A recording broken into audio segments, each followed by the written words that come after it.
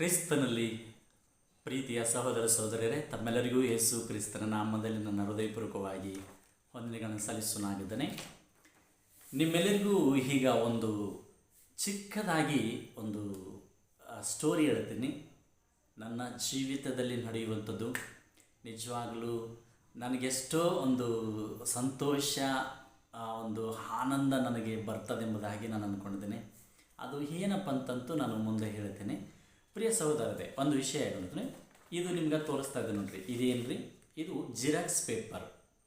Okay, ಈ Xerox paper ಬೆಳ್ಳಗಿರುತ್ತೆ, ಹೌದಾ? ಇದ್ರ ಮೇಲೆ ಏನು ಒಂದು ಮಡಚಿದ್ದು ಗೀತೆ ಇಲ್ಲ, ಏನೂ ಇಲ್ಲ, ಅಷ್ಟು ನೈಸಾಗಿ ಕಾಣುತ್ತೆ, ಹೌದಾ? ನಮ್ಮ ಮಕ್ಕಳು ಕೂಡ ಹೀಗೆ ಹೆಂಗೆ ನೋಡ್ರಿ, ಗುಳ್ಳೆ ಇಲ್ಲ, ಏನಿಲ್ಲ, ಚೆನ್ನಾಗಿ ಕಾಣ್ತದಲ್ಲ, ಹೌದಾ? ಹೀಗೆ ಕಾಣುತ್ತೆ. ಬಟ್ಟು ಇದಕ್ಕೆ ಈ ವೈಟ್ ಪೇಪರಿಗೆ ನಾವು ಹೇಳಬೇಕಂತಂದರೆ ನಿಜವಾಗಲೂ ಇದಕ್ಕೆ ಒಂದು ರೂಪ ತರಬೇಕು ನಾವು. ಈ ವೈಟ್ ಪೇಪರ್ ಚೆನ್ನಾಗಿದೆ, ನೋಡೋಕ್ಕೆ ಚೆನ್ನಾಗಿದೆ, ಬಟ್ ಇದಕ್ಕೆ ಬೆಲೆ ಇಲ್ಲ, ಹೌದಾ? ಇದಕ್ಕೆ ಬೆಲೆ ಇಲ್ಲ. ಯಾಕೆ ಬೆಲೆ ಇಲ್ಲ ಅಂದರೆ ನಾವು ಇದರ ಮೇಲೆ ಅಕ್ಷರವನ್ನು ತಂದು ಕೂಡಿಸ್ಬೇಕು, ಅಕ್ಷರವನ್ನು ತಂದು ಇಡಬೇಕು.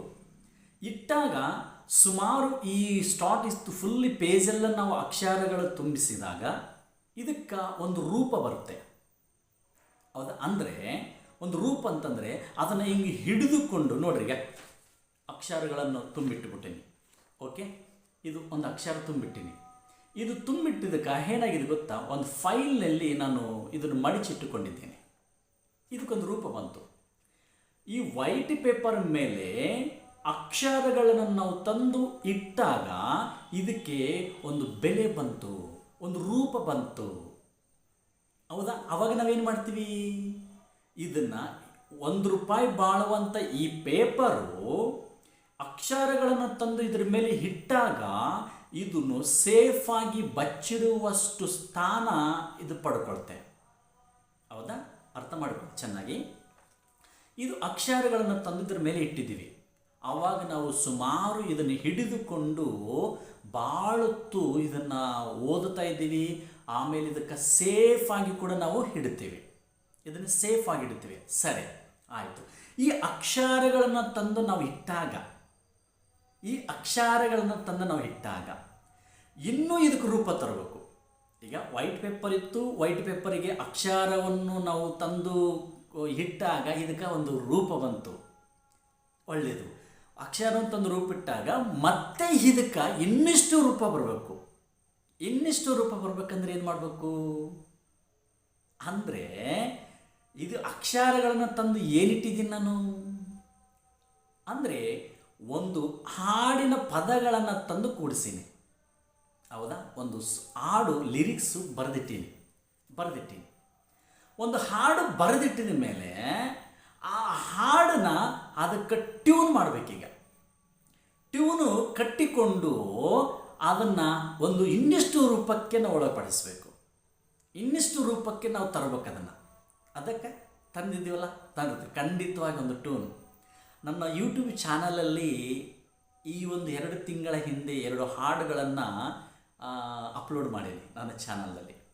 ನಿಜವಾಗಲೂ ನನಗೆಷ್ಟೋ ಖುಷಿಯಾಗಿದೆ ಆ ಹಾಡು ಕೇಳಿ, ಮತ್ತು ಆ ಹಾಡಿನ ಮುಖಾಂತರವಾಗಿ ಎಲ್ಲರ ಕಡೆಯಿಂದ ಸ್ಪಂದನೆ ಬಂದಿದ್ದು.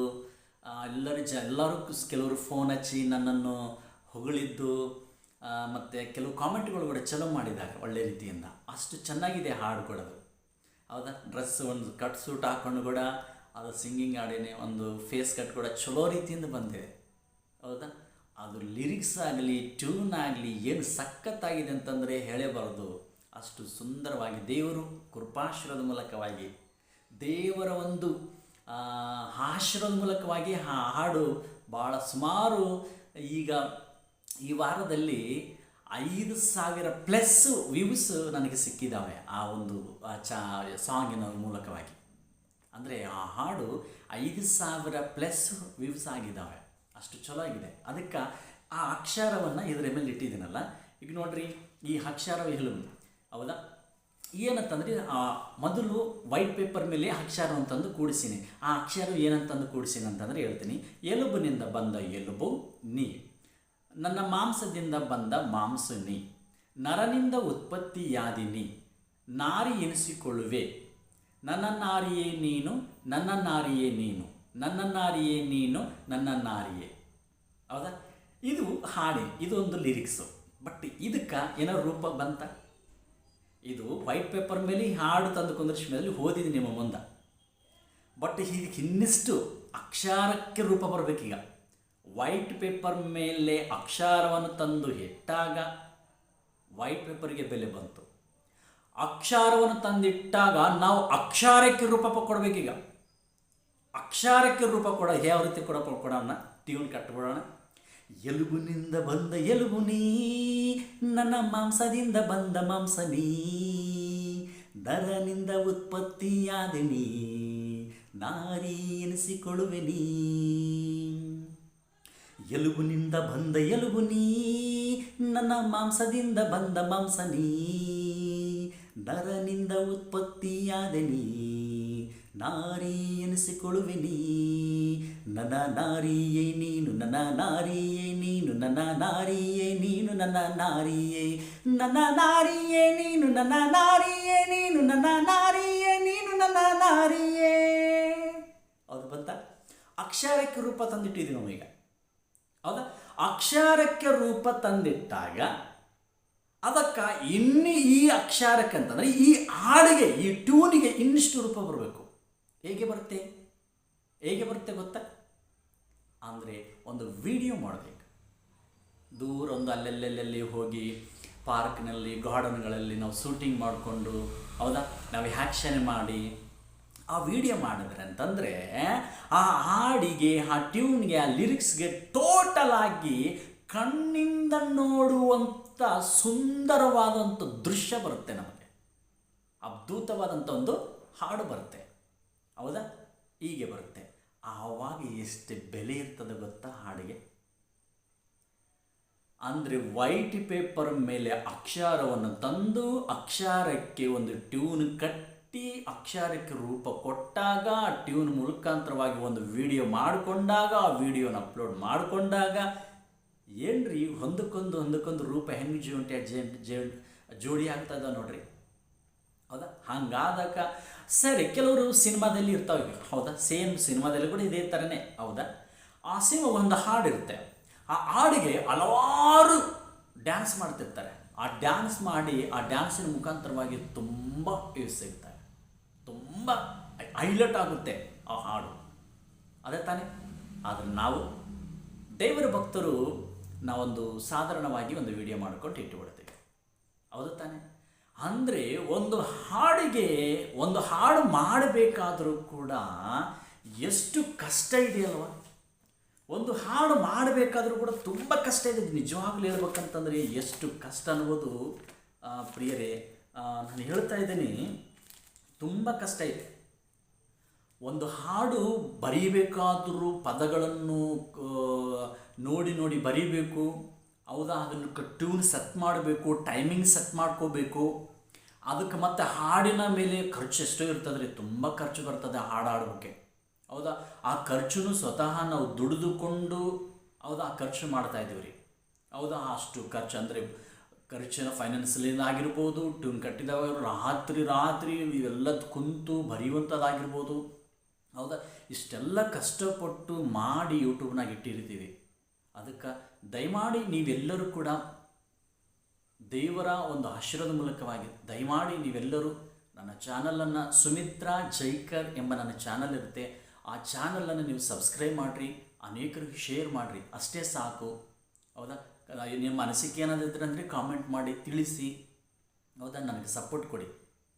ನಾವು ಲೋಕ ಸಂಬಂಧಿಯ ರೀತಿಯಲ್ಲಿ ಏನೂ ಮಾಡೋಕ್ಕೆ ಹೋಗುತ್ತಾ ಇಲ್ಲ. ದೇವರ ಸೇವೆಯಲ್ಲಿ, ದೇವರ ಉದ್ದೇಶದಲ್ಲಿ ಸ್ವತಃ ಕೈಯಾರ ದುಡಿದುಕೊಂಡು, ಹೌದಾ, ಜೀವನ ಮಾಡಿ ನಮ್ಮ ಕಷ್ಟಾರ್ಜಿತವನ್ನು ನಾವು ದೇವರಿಗಾಗಿ ಇಡ್ತಾ ಇದ್ದೀವಿ.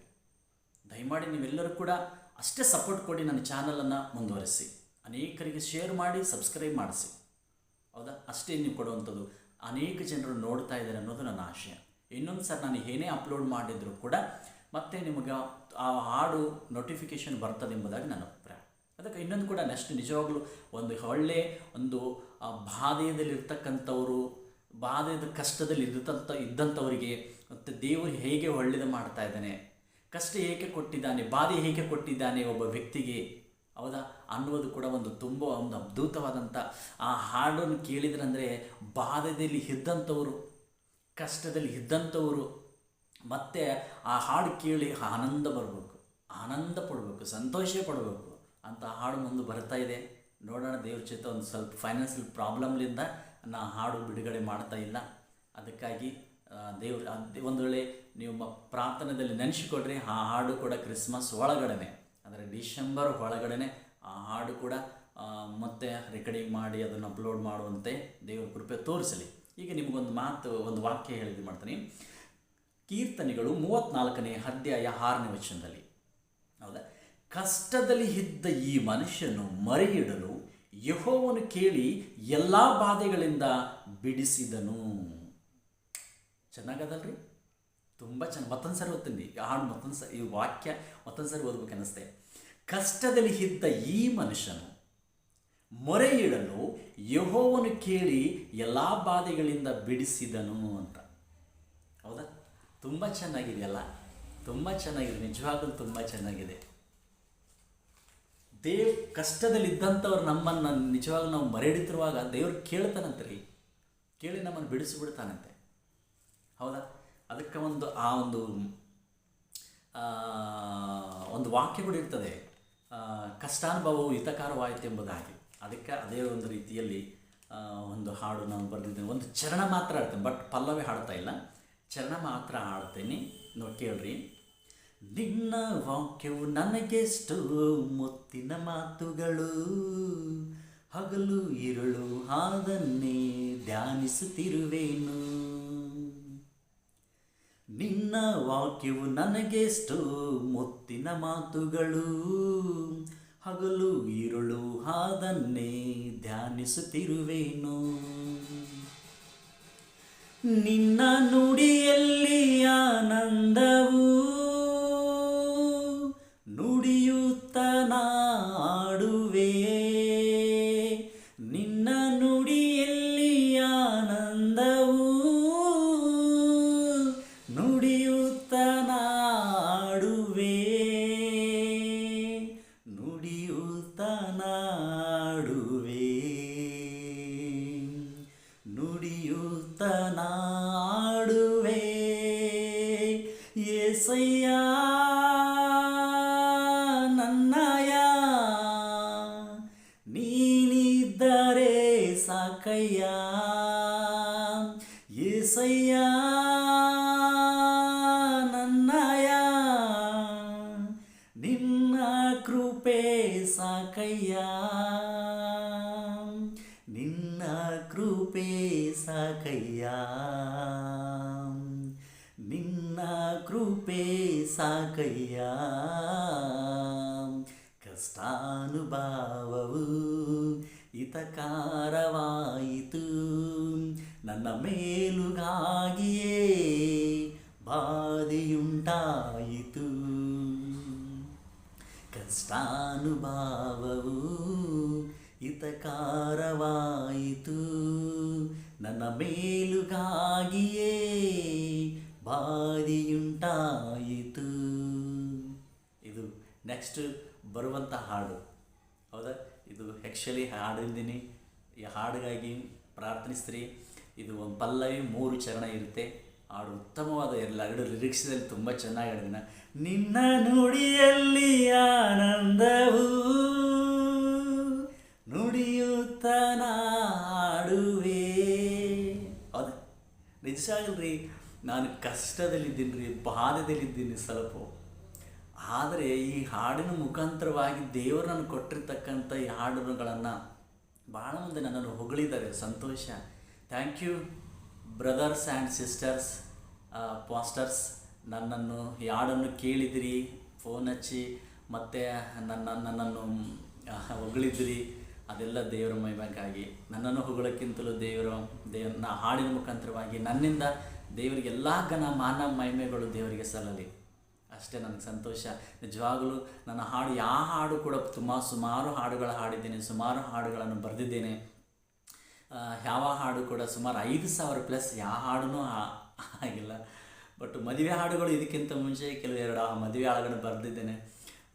ಅದು ಶ್ರೀ ರಾಮು ಚೆನ್ನೈ ಅವರು ಹಾಡಿ ಅವ್ರ ಕಡೆಯಿಂದ 2 ಹಾಡನ್ನು ಆಡಿಸಿದ್ದೇನೆ. ಮದುವೆಯು ಪರಿಶುದ್ಧವಾದದು, ಮದುವೆಯನ್ನು ಕಂಡಿಡಿದವ್ರು ಯಾರು, ಇದೊಂದು.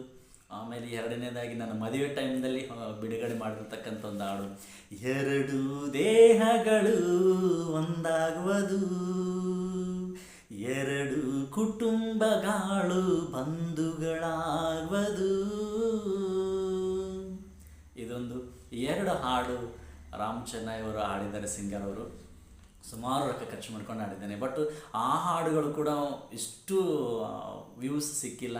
ಬಟ್ ನಾನು ಹಾಡಿದಂಥ ಇನ್ನೊಂದು ವೆಡ್ಡಿಂಗ್ ಹಾಡು ಈಗ ಹಾಡಿದ್ದೀನಲ್ಲ, ಎಲುಬಿನಿಂದ ಬಂದ ಎಲುಬು ನನ್ನ ಮಾಂಸದಿಂದ ಬಂದ ಮಾಂಸವು ನರನಿಂದ ಉತ್ಪತ್ತಿಯಾದ ಕಾರಣ ನಾರಿ ಅನಿಸಿಕೊಳ್ಳುವಂಥ ಆದಮನು ಹೇಳಿದಂಥ ಮಾತನ್ನು ತಿಳಿದುಕೊಂಡೇ ಮಾಡಿದ್ದೇನಲ್ಲ, ಸುಮಾರು 5,000 ವ್ಯೂಸು ಹಾಡಿದಲ್ಲಿ ಸಿಕ್ಕಿದ್ದಾವೆ. ತುಂಬ ಸಂತೋಷ ಅನ್ನಿಸ್ತು. ನಿಜವಾಗ್ಲೂ ಈ ಎಲ್ಲ ಕೂಡ ದೇವರಾಗೆ ಮಹಿಮೆ ಸಲ್ಲಿ. ಕಷ್ಟ ಅನ್ನೋ ಕಾಲದಲ್ಲಿ ನಿಜವಾಗ್ಲೂ ದೇವರು ಹಾಕಿಬಿಡಿದೆ ಹೇಳಿದೆ, ಕಷ್ಟ ಕಾಲದಲ್ಲಿ ನನಗೆ ಮರಿ ಹಿಡಿರಿ ಬಿಡಿಸುವೆನು, ಆಗ ನನ್ನನ್ನು ಕೊಂಡಾಡುವಿರಿ ಎಂಬುದಾಗಿ. ಅದಕ್ಕೆ ಕಷ್ಟಾನುಭವವು ಕೂಡ ನಮಗೆ ಹಿತಕರವಾಯಿತು ಎಂಬುದಾಗಿ ಕೀರ್ತನೆ ಗ್ರಂಥದಲ್ಲಿರುತ್ತೆ. ಅದಕ್ಕೆ ಏನಾದರೂ ನಮಗೆ ಕಷ್ಟ, ನಮಗೆ ಬಾಧೆ ಏನಾದರೂ ಬಂದಿತ್ತಂದರೆ ಖಂಡಿತವಾಗಿ ಅದರಿಂದ ನಮಗೆ ಒಳ್ಳೆಯದಾಗಿತ್ತೆ ಹೊರತು ಕೆಟ್ಟದ್ದು ಮಾತ್ರ ಯಾವತ್ತಾಗಲ್ರಿ. ನಮ್ಮ ದೇವರು ಯಾವಾಗಲೂ ಒಳ್ಳೆಯವನು, ಒಳ್ಳೆಯದನ್ನೇ ಮಾಡ್ತಾನೆ ಹೊರತು ಕೆಟ್ಟದ್ದು ಯಾವತ್ತೂ ಮಾಡಲ್ಲ.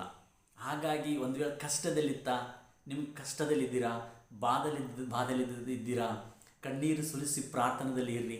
ನಿಜವಾಗ್ಲೂ ಮೊಣಕಾಳೂರಿ ಪ್ರಾರ್ಥನೆ ಮಾಡಿರಿ. ಅಸಾಧ್ಯವಾದಂಥ ಕಾರ್ಯಗಳನ್ನು ಸಾಧ್ಯವಾಗಿ ಮಾಡ್ತಾ ಇದ್ದಾನೆ ದೇವರು. ಖಂಡಿತವಾಗಿ ನನಗೆ ಎಷ್ಟೋ ಸಂತೋಷ ರೀ. ನಿಜವಾಗಲೂ ನನ್ನನ್ನು ಸಾಧಾರಣ ಒಬ್ಬ ಸೇವಕನ್ರಿ, ನಾನು ದೊಡ್ಡ ಸೇವಕನಲ್ಲ. ಸ್ವತಃ ನನ್ನ ಕೈಯಾರು ದುಡಿದುಕೊಂಡು ನಾನು ಸೇವೆ ಮಾಡ್ತಾ ಇದ್ದೇನೆ. ನಂದು ಸಣ್ಣದಾಗಿ ಒಂದು ಸಭೆ ಇದೆ, ಆ ಸಭೆ ನಡೆಸ್ಕೊಂಡು ಹೋಗ್ತಾ ಇದ್ದೀನಿ. ಹಾಗಾಗಿ ನನ್ನ ಸೇವೆಕ್ಕಾಗಿಯೂ, ನನ್ನ ಯೂಟ್ಯೂಬ್ ಚಾನಲ್ಕಾಗಿಯೂ, ನನ್ನ ಎಲ್ಲ ಆರೋಗ್ಯ ಬಲಕ್ಕಾಗಿಯೂ ಪ್ರಾರ್ಥಿಸ್ರಿ. ಮತ್ತು ನನ್ನ ಎಲ್ಲ ಒಂದು ಸೇವೆ ಭಾರವನ್ನು ಕೂಡ ನಿಮ್ಮ ಮೇಲೆ ಹಾಕ್ತಾಯಿದ್ದೀನಿ. ನನ್ನ ಚಾನಲನ್ನು ಕೂಡ ಹಲವಾರು ಜನರಿಗೆ ಶೇರ್ ಮಾಡಿ ಸಪೋರ್ಟ್ ಕೊಡಿ, ಅಷ್ಟೇ ಸಾಕು. ನಿಮ್ಮ ಕಡೆಯಿಂದ ನನಗೇನೋ ಆದಾಯ ಬೇಕಾಗಿಲ್ಲ, ನಿಮ್ಮ ಕಡೆಯಿಂದ ನಾನು ರೊಕ್ಕನೂ ಕೇಳ್ತಾ ಇಲ್ಲ. ನನ್ನ ಚಾನಲನ್ನು ಶೇರ್ ಮಾಡಿ, ಹಲವಾರು ಜನಗಳಿಗೆ ಶೇರ್ ಮಾಡಿ, ನಿಮ್ಮ ಅನಿಸಿಕೆಗಳಿದ್ದರೆ ಅಂದರೆ ತಿಳಿಸಿ, ಅದು ಸಬ್ಸ್ಕ್ರೈಬ್ ಮಾಡಿಸಿ, ಸಾಕಷ್ಟೇ ಸಾಕು ನನಗೆ. ಅದಕ್ಕೆ ಇದು ದೇವರ ಆಶೀರ್ವಾದ. ಒಳ್ಳೆ ಹಾಡುಗಳು ರೀ, ನಿಜವಾಗಲೂ ತುಂಬ ಒಳ್ಳೆಯ ಹಾಡುಗಳು ಬರುತ್ತಾನೆ. ದೇವರು ನನಗೆ ಒಬ್ಬ ಪಾಸ್ಟರ್ ಹೀಗೆ ಹೇಳಿದರು, ಸುಮಿತ್ರಾ, ದೇವರು ನನಗೆ ಒಂದು ತಲಂತನ್ನು ಕೊಟ್ಟಿದ್ದಾನೆ. ನಿಜವಾಗ್ಲೂ ಆ ತಲಂತು ಯಾರಿಗೂ ಕೊಟ್ಟಿಲ್ಲ, ಎಲ್ಲರಿಗೂ ಕೊಡಲ್ಲ. ತುಂಬ ಒಳ್ಳೆಯ ಅದ್ಭುತವಾದಂಥ ಲಿರಿಕ್ಸ್ ರೀ. ನನ್ನ ಮದುವೆ ಹಾಡುಗಳಾಗಲಿ, ಎಲ್ಲ ಹಾಡುಗಳು ಎಷ್ಟು ಅದ್ಭುತಗಳಾದವ. ಆ ಹಾಡುಗಳಲ್ಲಿ ಪದಗಳಲ್ಲಿ ಬರೆದಿರ್ತೀನಲ್ಲ, ಆ ಹಾಡುಗಳು ಎಷ್ಟು ಲಿರಿಕ್ಸ್ ಬರೆದಿರ್ತೀನಿ ಅಂದರೆ ಅರ್ಥಪೂರ್ವವಾಗಿರ್ತವ್ರಿ ಅವರು. ಹೌದಾ, ಅರ್ಥಪೂರ್ವವಾಗಿ ಇದ್ದು ಮತ್ತು ಅನಂತರ ಅದಕ್ಕೆ ಟ್ಯೂನ್ಗಳು ಎಷ್ಟು ಟೈಮಿಂಗ್ ಸೆಟ್ಟಿಂಗು ತುಂಬ ಅದ್ಭುತವಾದ. ಅದಕ್ಕಾಗಿ ತುಂಬ ಸಂತೋಷ, ನಾವೆಲ್ಲರೂ ಸಂತೋಷ ಪಡ್ತೀವಿ ಅಂತೇಳಿ ಒಬ್ಬ ಪಾಸ್ಟ್ರು ನನಗೆ ವಾಕ್ಯ ಹೇಳಪ್ಪ ಅಷ್ಟೇ, ವಾಕ್ಯ ಹೇಳ್ರಿ ಅಂತೇಳಿ ಜೂಮಿನ ಮುಖಾಂತರವಾಗಿ ತುಂಬ ರಿಕ್ವೆಸ್ಟ್ ಮಾಡ್ಕೊತಾ ಇದ್ದಾರೆ. ಬಟ್ ನನಗೆ ಟೈಮನ್ನೇ ಸಿಗ್ತಾ ಇಲ್ಲ, ನಾನು ಕಷ್ಟಪಟ್ಟು ದುಡಿತಾ ಇದ್ದೇನೆ. ಹಾಗಾಗಿ ಈ ಒಂದು ಭಾನುವಾರದಿಂದಲೇ ಈ ಸಮಯ ಅಷ್ಟೇ ನನಗೆ ಫ್ರೀ ಸಿಗುತ್ತೆ. ಹಾಗಾಗಿ ದಯಮಾಡಿ ಎಲ್ಲರೂ ಕೂಡ ಏನು ಅನ್ಕೋಬಾರ್ದು, ಪಾಸ್ಟ್ರೇ ಕ್ಷಮಿಸಿ. ಇಷ್ಟು ರಿಕ್ವೆಸ್ಟ್ ಮಾಡಿಕೊಂಡ್ರು ಕೂಡ ಒಂದು ಚಾನಲ್ದಲ್ಲಿ ನೀವು ಹೇಳಿದ ಹಾಗೆ ನಾನು ವಾಕ್ಯನೂ ಹೇಳ್ತಾ ಇಲ್ಲ. ಹಾಗಾಗಿ ನಿಜವಾಗಲೂ ಕ್ಷಮಿಸಿ. ಟೈಮ್ ಬರಲಿ, ಖಂಡಿತವಾಗಿ ದೇವರ ಅವಕಾಶ ಕೊಟ್ಟಾಗ ನನಗೆ ಒಂದು ವಾಕ್ಯವನ್ನು ಕೊಡುವಂತೆ ಖಂಡಿತವಾಗಿ ಒಂದು 15-20 ನಿಮಿಷ ನಿಮಗೆ ವಾಕ್ಯ ಸಂದೇಶವನ್ನು ಹೇಳ್ತೀನಿ. ಹಲವಾರು ನಮ್ಮ ಯೂಟ್ಯೂಬ್ ಚಾನಲ್ ಕೂಡ ಇಡ್ತೀನಿ. ಹಾಗಾಗಿ ಈ ಒಂದು ವಿಡಿಯೋವನ್ನು ನೋಡುವಂಥವರೆಲ್ಲರೂ ಕೂಡ ದಯಮಾಡಿ ನನ್ನ ಯೂಟ್ಯೂಬ್ ಚಾನಲಲ್ಲಿ ಇಡುವಾಗಲೂ ಕೂಡ ನೀವೆಲ್ಲರೂ ಕೂಡ ಈ ವಿಡಿಯೋವನ್ನು ಪೂರ್ತಿಯಾಗಿ ನೋಡಿ ನನ್ನ ಹಾಡುಗಳೆಲ್ಲವನ್ನು ಕೇಳ್ರಿ. ಸಂಪೂರ್ಣವಾಗಿ ಒಂದು ಹಾಡು ಕೇಳಬೇಕಾದ್ರೆ ನೀವು ಹೆಂಗೆ ಕೇಳ್ತೀರಿ ಗೊತ್ತೇನ್ರಿ? ನಿಜವಾಗ್ಲೂ ಒಂದು ಹಾಡು ಕೇಳಬೇಕಾದ್ರೆ 3 ಸತಿ ಕೇಳಬೇಕಾದ್ರೆ ಒಂದು ಹಾಡು 3 ಸತಿ ಕೇಳಬೇಕಾಗುತ್ತೆ. ಅಂದರೆ ಒಂದು ಸತಿ ಕೇಳುವಾಗ ಮ್ಯೂಸಿಕ್ನೇ ಕಂಡುಹಿಡಿಬೋದು, ಮ್ಯೂಸಿಕ್ ನೋಡಬೇಕು. ಇನ್ನೊಂದು ಸಾರಿ ಕೇಳುವಾಗ ಲಿರಿಕ್ಸನ್ನು ನೋಡಬೇಕು. ಇನ್ನೊಂದು ಸತಿ ಕೇಳುವಾಗ ಟ್ಯೂನು ನೋಡಬೇಕು. ಹೌದಾ, ಈ 3ದಾಗ ಯಾವ್ದು ಫಸ್ಟ್, ಯಾವ್ದು ಸೆಕೆಂಡ್, ಯಾವ್ದು ಥರ್ಡ್ ತೊಗೊಂತಾರೋ ನಿಮ್ಗೆ ಇಷ್ಟ. ಆದರೆ ಒಂದು ಹಾಡು ಮಾತ್ರ ಕೇಳುವಾಗ 3 ಸತಿ ಕೇಳಬೇಕು. ನನ್ನ ಹಾಡುಗಳನ್ನು ಹಾಡಿದ್ದೀನಲ್ಲ, ಹಾಡಿನ ಮೇಲೆ ಮಾಸ್ಟರ್ ಪ್ರಿಂಟ್ ನನಗೆ ಕಳಿಸುವಾಗ ರಾತ್ರಿಯೆಲ್ಲ ನಿದ್ದೆ ಇರಲಾರ್ದಾಗೆ ಕಿವಿನಾಗ ಇಟ್ಕೊಂಡು ಕೇಳ್ತಿದ್ದೆ ನಾನು. ರಾತ್ರಿ ಅಲ್ಲ, ಸಂಪೂರ್ಣ ರಾತ್ರಿ ಅಂದರೆ ಒಂದು ರಾತ್ರಿಯೆಲ್ಲ ಕೇಳಬೇಕಾದ್ರೆ ಎಷ್ಟು ಸತಿ ರಿಪೀಟ್ ಆಗಿರ್ತದೆ ನೋಡ್ರಿ. ಹಾಡು ರಿಪೀಟ್ ಇಟ್ಕೊಂಡಿರ್ತೇನೆ, ತಾನಾಗಿ ತಿರುಗಾಡ್ತಾ ಇರ್ತದೆ, ಕೇಳ್ತಿರ್ತದೆ, ಹಾಡಿನ ಹಂಗೆ ನಿದ್ದೆನೂ ಆಗಿರ್ತದೆ. ಹೌದಾ? ಸುಮಾರು ಅಂತಂದರೆ ಎಷ್ಟು ದಿವಸ ಕೇಳ್ತೀನಿ ಹಾಡನ್ನಂತಂದರೆ ಅಷ್ಟು ಕೇಳಿ ಕೇಳಿ ಕೇಳಿ ಕೇಳಿ ಕೇಳಿ ಮುಂದಕ್ಕೆ ಹೋಗ್ತೀನಿ. ಆ ಬರೆಯೋ ಮೊದಲು ರೆಕಾರ್ಡಿಂಗ್ಗಿಂತ ಮುಂಚಿತವಾಗಿ ಕೂಡ ಆ ಹಾಡು ಎಷ್ಟೋ ಸತಿ ಕೇಳ್ತಿರ್ತೀವಿ, ಎಷ್ಟೋ ಸತಿ ಅದನ್ನು ಪರಿಶೋಧನೆ ಮಾಡ್ತೀವಿ. ಅದಕ್ಕೆ ನಾನು ದೊಡ್ಡ ಎಜುಕೇಷನ್ ಮಾಡಿಲ್ಲರಿ, ನಮ್ಮಪ್ಪ ಅವರು ಕೂಡ ದೊಡ್ಡ ಎಜುಕೇಷನನ್ನು ಕಲಿಸಿಕೊಟ್ಟಿಲ್ಲ. ದೇವರೊಂದು ಭಕ್ತಿಯಲ್ಲಿ ಬೆಳೆದಿದ್ದೇನೆ. ಹೌದಾ? ಪೇತ್ರ ಯಹಾನರು ಕೂಡ ನಿಜವಾಗಲೂ ಯಾವ ವಿದ್ಯಾಭ್ಯಾಸ ಮಾಡಿಲ್ಲ, ಆದರೆ ಶಾಸ್ತ್ರ ಅಭ್ಯಾಸ ಮಾಡಲಾರ್ದ ಇವರಿಗೆ ಈ ಪಾಂಡಿತ್ಯ ಎಲ್ಲಿಂದ ಬಂದಿದೆ ಅಂತೇಳಿ ಪರಿಸಾಯರು ಶಾಸ್ತ್ರಿಗಳು ಆಶ್ಚರ್ಯಪಟ್ಟಿದ್ದಾರೆ. ಹಂಗೆ ದೇವರು ಕೊಟ್ಟಿರ್ತಕ್ಕಂಥ ನನಗೆ ಒಳ್ಳೆ ರಚನೆ, ಅದ್ಭುತವಾದಂಥ ರಚನೆ, ತುಂಬ ಚೆನ್ನಾಗಿ ಬರಿತೀನಿ ರೀ. ನಿಜವಾಗ್ಲೂ ನಾನು ಬರಿತೀನಿ ಅಂತೇಳಿ ನಾನು ಹೊಗಳ್ತಾ ಇಲ್ಲ, ನನ್ನನ್ನು ಕೆಲವು ಮಂದಿ ಫೋನ್ ಮಾಡಿ ಹೊಗಳಿದ್ದಾರೆ. ಅದಕ್ಕೆ ಆ ಹೊಗಳಿದ್ದಕ್ಕೆ ನನಗೂ ಸಂತೋಷ ಆಯಿತು, ಒಂದು ವಿಡಿಯೋ ಮಾಡಬೇಕನ್ನೋದು. ಅದಕ್ಕೆ ಈ ಥರ ಆಗಿದೆ. ನನಗಾಗಿ ಪ್ರಾರ್ಥಿಸಿ ನನ್ನ ಚಾನಲ್ನ ಸಬ್ಸ್ಕ್ರೈಬ್ ಮಾಡಿ. ಇನ್ನೂ ವಿಷಯಗಳಲ್ಲಿ ಕೆಲವು ಹಂಚುತ್ತಾ ಇದ್ದೇನೆ. ನಿಜವಾಗಲೂ ವಾಕ್ಯ ಬಡಿದು ಓದಿದ್ದೆಲ್ಲ ತುಂಬ ಚೆನ್ನಾಗಿದೆ ವಾಕ್ಯ. ಇದೊಂದು ಸತಿ ಹೋಗಿ ಮುಗಿಸ್ಕೊಡ್ತೇನೆ ರೀ. ನಿಜವಾಗಲೇ ಅಂದರೆ ಕಷ್ಟದಲ್ಲಿದ್ದ ಈ ಮನುಷ್ಯನು ಮರೆ ಹಿಡಲು ಯೆಹೋವನ ಕೇಳಿ ಎಲ್ಲ ಬಾಧೆಗಳಿಂದ ಬಿಡಿಸಿದನು. ಬಿಟ್ಬಿಟ್ಟು ರೀ ಕಷ್ಟದಲ್ಲಿದ್ದರೆ ಈ ನಗು, ಈ ಸಣ್ಣ ಹಸನ್ಮುಖ ಬರ್ತದೇನ್ರಿ? ಕಷ್ಟನೇ ಹೋಗಿ ಬಿಡ್ತು, ಕಷ್ಟದಿಂದ ಪರಿಹಾರ ಆಗಿಬಿಡ್ತೀವಿ. ಆದರೆ ದೇವರಲ್ಲಿ ನಾವು ಯಾವಾಗಲೂ ಸಂತೋಷಿಸಬೇಕು. ಅದಕ್ಕೆ ಪೌಲ ಹೇಳ್ತಾ ಇದ್ದಾನೆ, ಕರ್ತನಲ್ಲಿ ಯಾವಾಗಲೂ ಸಂತೋಷಿಸಿರಿ, ಸಂತೋಷ ಪಡ್ರಿ ಎಂಬುದಾಗಿ. ಹಂಗೆ ನಾವು ಯಾವಾಗಲೂ ದೇವರಲ್ಲಿ ಸಂತೋಷ, ದೇವರಲ್ಲಿ ಆನಂದ, ದೇವರ ಕೆಲಸದಲ್ಲಿ ನಾವಿದ್ದ. ಅದಕ್ಕೆ ಈಗ ನಾವು ನಿಜವಾಗಲೂ ದೇವರು ಈ ಅವಕಾಶವನ್ನು ದೇವರೇ ಕೊಟ್ಟಿದ್ದಾನಂತೇಳಿ ನಾನು ಅಂದ್ಕೊಳ್ತೀನಿ. ಈ ಅವಕಾಶ, ಈ ಸಂತೋಷ, ಈ ಹ್ಯಾಪಿನೆಸ್ಸು ಅದು ದೇವರೇ ಕೊಟ್ಟಿದ್ದಾನೆ. ನಾವು ಯಾವಾಗಲೂ ದೇವರಿಗೆ ಭಯಪಡಬೇಕು. ಕೆಟ್ಟದಕ್ಕೆ ಒಳಗಾಗಬಾರ್ದು, ಪಾಪಕ್ಕೆ ಒಳಗಾಗಬಾರ್ದು. ಹೌದಾ? ದೇವರು ನೋಡ್ತಿರ್ತಾನೆ ನಮ್ಮನ್ನು. ಯಾವಾಗಲೂ ನಾವು ದೇವರಲ್ಲಿ ಸಂತೋಷ ಪಡಬೇಕು, ಯಾವಾಗಲೂ ದೇವರಲ್ಲಿ ನಾವು ಆನಂದ ಪಡಬೇಕು. ಖಂಡಿತವಾಗಿ ದೇವರು ನಮ್ಮ ಕಷ್ಟಗಳು ಎಲ್ಲದರಿಂದ ಬಿಡಿಸಿದ್ದಾನೆ. ದೇವರು ನಮ್ಮನ್ನು ಕಾಪಾಡ್ತಾ ಇರ್ತಾನೆ. ದೇವರು ತನ್ನ ಸೇವೆಯಲ್ಲಿ, ತನ್ನನ್ನು ಪ್ರೀತಿ ಮಾಡೋದರಲ್ಲಿ ಕೂಡ ನಮ್ಮನ್ನು ಮುಂದುವರಿಸುತ್ತಾನೆ. ಅದಕ್ಕೆ ದಯವಿಟ್ಟು ಈ ಮಾತುಗಳನ್ನು ಹೇಳಿ ನಾನು ಮುಗಿಸ್ತೇನೆ. ತಮ್ಮೆಲ್ಲರಿಗೂ ಕ್ರಿಸ್ತ ಯೇಸುವಿನ ನಾಮದಲ್ಲಿ ಮತ್ತೊಂದು ಧನ್ಯವಾದಗಳು.